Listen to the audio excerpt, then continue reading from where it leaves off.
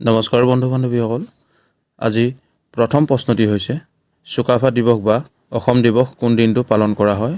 শুদ্ধ উত্তৰটি হ'ব option C 2 December.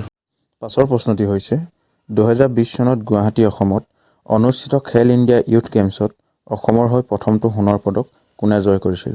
শুদ্ধ উত্তৰটি হ'ব অপশ্যন চি শিৱাংগী শৰ্মা। পাছৰ প্ৰশ্নটি হৈছে অসমত সতী জয়ন্তী দিৱস কোন দিনটো পালন কৰা হয়?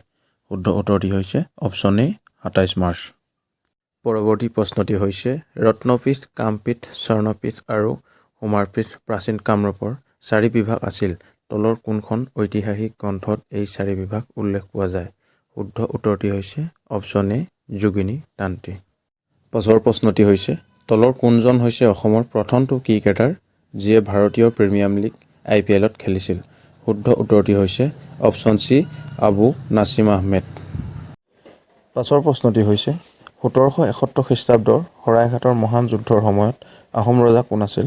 শুদ্ধ উত্তৰটি হ'ব অপশ্যন বি উদয়াদিত্য সিংহ। পাছৰ প্ৰশ্নটি হৈছে আহোম ৰাজ্যৰ সময়ছোৱাৰ তৃতীয় মন্ত্ৰী পদত বৰপাত্ৰ গোহাঁই কাৰ দ্বাৰা সৃষ্টি কৰা হৈছিল? শুদ্ধ উত্তৰটি হ'ব অপশ্যন চি চুহুং মুং। পাছৰ প্ৰশ্নটি হৈছে তলৰ কোনখন চহৰ কছাৰী ৰাজ্যৰ শেষ ৰাজধানী আছিল? শুদ্ধ উত্তৰটি হ'ব অপশ্যন চি মাইবাং। পাছৰ প্ৰশ্নটি হৈছে 1905 চনত অসমত স্বদেশী আন্দোলন কাৰ নেতৃত্বত হৈছিল? শুদ্ধ উত্তৰটি হ'ব অপশ্যন বি অম্বিকাগিৰি ৰায়চৌধুৰী। পাছৰ প্ৰশ্নটি হৈছে তলৰ কোনখন চহৰ 2020 চনত অসমৰ প্ৰথম জিৰ' ৱেষ্ট টাউন হৈছিল? শুদ্ধ উত্তৰটি হৈছে অপশ্যন চি তিতাবৰ। পিছৰ প্ৰশ্নটি হৈছে তৃতীয় খেলো ইণ্ডিয়া ইউথ গেমছ 2020ত অসমৰ বাবে কোনে প্ৰথম পদক লাভ কৰে? শুদ্ধ উত্তৰটি হৈছে অপশ্যন বি উপাসনা তালুকদাৰ। পৰৱৰ্তী প্ৰশ্নটি হৈছে 1884 চনত যোৰহাট সৰ্বজনীন সভাৰ প্ৰতিষ্ঠাপক কোন আছিল? শুদ্ধ উত্তৰটি হ'ব অপশ্যন এ জগন্নাথ বৰুৱা। পাছৰ প্ৰশ্নটি হৈছে বৰ্তমান সময়ত মুছলমানসকলৰ বাবে পুৱা মক্কা নামেৰে বেছি পৰিচিত হাজুত মছজিদ কোনে নিৰ্মাণ কৰিছিল? শুদ্ধ উত্তৰটি হ'ব অপশ্যন চি গিয়াছুদ্দিন আউলিয়া। পাছৰ প্ৰশ্নটি হৈছে 1940 চনত বিষ্ণু ৰাভাক কলাগুৰু উপাধিৰে সন্মানিত কৰিছিল? শুদ্ধ উত্তৰটি হ'ব অপশ্যন বি ডক্টৰ এছ ৰাধাকৃষ্ণৰ দ্বাৰা। পৰৱৰ্তী প্ৰশ্নটি হৈছে লণ্ডনত অনুষ্ঠিত হোৱা গোলমেজ সন্মিলনত তলৰ কোনজন অসমীয়া ব্যক্তিত্বই অসমক প্ৰতিনিধিত্ব কৰিছিল? শুদ্ধ উত্তৰটি হ'ব অপশ্যন এ চন্দ্ৰধাৰ বৰুৱা। পৰৱৰ্তী প্ৰশ্নটি হৈছে তলৰ কোনটো মন্দিৰক অসমৰ খজুৰাহো বুলিও জনা যায়? শুদ্ধ উত্তৰটি হৈছে অপশ্যন এ মদন কামদেৱ। পাছৰ প্ৰশ্নটি হৈছে কোনটো বছৰত সত্ৰীয়া নৃত্য ভাৰতৰ অন্যতম ধ্ৰুপদী নৃত্য হিচাপে ৰাষ্ট্ৰীয় স্বীকৃতি লাভ কৰিছিল? শুদ্ধ উত্তৰটি হ'ব অপশ্যন এ 2000 চনত। পাছৰ প্ৰশ্নটি হৈছে তলৰ কোনজনক অসমীয়া সাহিত্যৰ ৱাল্টাৰ স্কট বুলি জনা যায়? শুদ্ধ উত্তৰটি হ'ব অপশ্যন এ ৰজনীকান্ত বৰদলৈ। পৰৱৰ্তী প্ৰশ্নটি হৈছে বৃন্দাবনী বস্ত্ৰৰ নিৰ্দেশনাত বোৱা হৈছিল? শুদ্ধ উত্তৰটি হ'ব অপশ্যন ডি শংকৰদেৱ। পৰৱৰ্তী প্ৰশ্নটি হৈছে বৰ্মন বংশৰ কোনজন ৰজাই গুপ্তসকলৰ ওপৰত বিজয় উদযাপন কৰি 2টা অশ্ব যজ্ঞ কৰি কামৰূপৰ প্ৰথম শাসক হ'ল? শুদ্ধ উত্তৰটি হ'ব অপশ্যন এ মহেন্দ্ৰ বৰ্মন। পৰৱৰ্তী প্ৰশ্নটি হৈছে তলৰ কোনখন চহৰত উত্তৰ পূব একমাত্ৰ ষ্টক এক্সচেঞ্জ অৱস্থিত? শুদ্ধ উত্তৰটি হ'ব অপশ্যন এ গুৱাহাটী।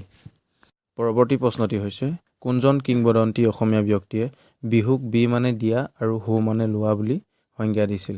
শুদ্ধ উত্তৰটি হ'ব অপশ্যন এ বিষ্ণুপ্ৰসাদ ৰাভা। পৰৱৰ্তী প্ৰশ্নটি হৈছে তলৰ কোনটো অসমৰ একমাত্ৰ পাহাৰীয়া ষ্টেচন? শুদ্ধ উত্তৰটি হ'ব অপশ্যন এ হালফিং। পৰৱৰ্তী প্ৰশ্নটি হৈছে শংকৰদেৱে প্ৰতিষ্ঠা কৰা প্ৰথম নামঘৰ? শুদ্ধ উত্তৰটি হ'ব অপশ্যন এ বৰদোৱা। পৰৱৰ্তী প্ৰশ্নটি হৈছে অসহযোগ আন্দোলনৰ সময়ত মুখ্য কাৰ্যালয়ৰ সৈতে অসম খাদী বোৰ্ড গঠন কৰা হৈছিল? শুদ্ধ উত্তৰটি হ'ব অপশ্যন এ যোৰহাট। পৰৱৰ্তী প্ৰশ্নটি হৈছে তলৰ কোনজন ব্যক্তিয়ে 1952 চনত বিহুৰ পতাকাৰ ডিজাইন কৰিছিল? শুদ্ধ উত্তৰটি হ'ব অপশ্যন এ নীপ বৰুৱা। পাছৰ প্ৰশ্নটি হৈছে জিউছ হাৰ্প তলৰ কোনটো অসমীয়া বাদ্যযন্ত্ৰক কোৱা হয়? শুদ্ধ উত্তৰটি হৈছে অপশ্যন এ গগনা। পাছৰ প্ৰশ্নটি হৈছে পানীদিহিং চৰাই অভয়াৰণ্য অসমৰ তলৰ কোনখন জিলাত অৱস্থিত? শুদ্ধ উত্তৰটি হৈছে অপশ্যন ডি শিৱসাগৰ। পাছৰ প্ৰশ্নটি হৈছে 2006 চনত বাসতীয়াৰ খালজীৰ আক্ৰমণৰ সময়ত কামৰূপৰ ৰজা কোন আছিল? শুদ্ধ উত্তৰটি হ'ব অপশ্যন চি ৰায় পিথু। পৰৱৰ্তী প্ৰশ্নটি হৈছে অসমত ব্ৰিটিছ শাসনৰ বিৰুদ্ধে প্ৰথম বিদ্ৰোহৰ নেতৃত্বত শুদ্ধ উত্তৰটি হ'ব অপশ্যন চি গোমধৰ কোঁৱৰ। পৰৱৰ্তী প্ৰশ্নটি হৈছে আহোম ৰাজ্যৰ ৰাজধানী গড়গাঁৱৰ পৰা ৰংপুৰলৈ স্থানান্তৰিত কৰা হয়। শুদ্ধ উত্তৰটি হ'ব অপশ্যন বি ৰুদ্ৰসিংহ। পৰৱৰ্তী প্ৰশ্নটি হৈছে স্বাধীনতা আন্দোলনৰ সময়ত অসমত গঠন হোৱা স্বৰাজ পাৰ্টীৰ সভাপতি কোন আছিল? শুদ্ধ উত্তৰটি হ'ব অপশ্যন এ তৰুণৰাম ফুকন। পাছৰ প্ৰশ্নটি হৈছে আনুষ্ঠানিক অৰ্থত অসমত পঞ্চায়তী ৰাজ প্ৰতিষ্ঠা হৈছিল বছৰটোত? শুদ্ধ উত্তৰটি হ'ব অপশ্যন চি 1964। পৰৱৰ্তী প্ৰশ্নটি হৈছে তলৰ কোনখন জিলাত অসমৰ টেৰাকোটা উদ্যোগৰ বিকাশ হৈছে? শুদ্ধ উত্তৰটি হ'ব অপশ্যন এ ধুবুৰী ডিষ্ট্ৰিক্ট। পৰৱৰ্তী প্ৰশ্নটি হৈছে অসমৰ প্ৰথম অৰ্জুন বঁটা বিজয়ী ভোগেশ্বৰ বৰুৱাৰ জন্মদিন অভিৰুচি ক্ৰীড়া দিৱস হিচাপে পালন কৰা হয়। শুদ্ধ উত্তৰটি হ'ব অপশ্যন বি 3 ছেপ্টেম্বৰ। পৰৱৰ্তী প্ৰশ্নটি হৈছে অসমৰ তলৰ কোনটো জাতীয় আন্দোলনৰ সময়ত কানিংহাম চাৰ্কুলাৰ সূত্ৰপাত হৈছিল? শুদ্ধ উত্তৰটি হৈছে অপশ্যন চি নাগৰিক অবাধ্যতা আন্দোলন। পৰৱৰ্তী প্ৰশ্নটি হৈছে ধুবুৰীত গুৰুদ্বাৰ প্ৰতিষ্ঠা কৰিছিল? শুদ্ধ উত্তৰটি হৈছে অপশ্যন বি গুৰু টেগ বাহাদুৰ।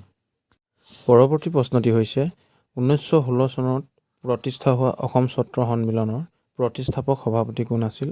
শুদ্ধ উত্তৰটি হ'ব অপশ্যন বি লক্ষ্মীনাথ বেজবৰুৱা। পৰৱৰ্তী প্ৰশ্নটি হৈছে ভাস্কৰ বৰ্মনৰ ৰাজত্বকালত কামৰূপৰ প্ৰধান উদ্যোগ কি আছিল? শুদ্ধ উত্তৰটি হ'ব অপশ্যন বি নাও নিৰ্মাণ। পৰৱৰ্তী প্ৰশ্নটি হৈছে 1819 খ্ৰীষ্টাব্দত দ্বিতীয়বাৰৰ বাবে বাৰ্মিজ আক্ৰমণ সংঘটিত হয় আৰু আলামিংগিক অসমলৈ পঠিওৱা হয়। তেতিয়া আহোম ৰজা কোন আছিল? শুদ্ধ উত্তৰটি হ'ব অপশ্যন চি পুৰন্দৰ সিংহ। পৰৱৰ্তী প্ৰশ্নটি হৈছে আহোম বুৰঞ্জীসকলে আহোমৰ লগত বৈবাহিক মিত্ৰতাত লিপ্ত হোৱা কামতাৰ এজন ৰজাক বুজায়। কোন আছিল এই ৰজা? শুদ্ধ উত্তৰটি হ'ব অপশ্যন ডি প্ৰতাপধ্বজ। পৰৱৰ্তী প্ৰশ্নটি হৈছে 1788 চনত গৌৰীনাথ সিংহই যেতিয়া ইংৰাজৰ ওচৰত সহায় বিচাৰিছিল তেতিয়া ভাৰতৰ গভৰ্ণৰ জেনেৰেল কোন আছিল? শুদ্ধ উত্তৰটি হ'ব অপশ্যন চি লৰ্ড কৰ্ণৱালিছ। পৰৱৰ্তী প্ৰশ্নটি হৈছে 1828 চনত গোমধৰ কমবৰায়ে ব্ৰিটিছ শাসন উলংঘা কৰিবলৈ প্ৰথম প্ৰচেষ্টা চলাইছিল। দ্বিতীয় প্ৰচেষ্টা কোনে কৰিছিল? শুদ্ধ উত্তৰটি হ'ব অপশ্যন বি গদাধৰ সিংহ। পাছৰ প্ৰশ্নটি হৈছে ডেভিড স্কটক কোন চনত বংগৰ সমগ্ৰ উত্তৰ পূব সীমান্তৰ গভৰ্ণৰ জেনেৰেলৰ এজেণ্ট হিচাপে নিযুক্তি দিয়া হৈছিল? শুদ্ধ উত্তৰটি হ'ব অপশ্যন চি 1823।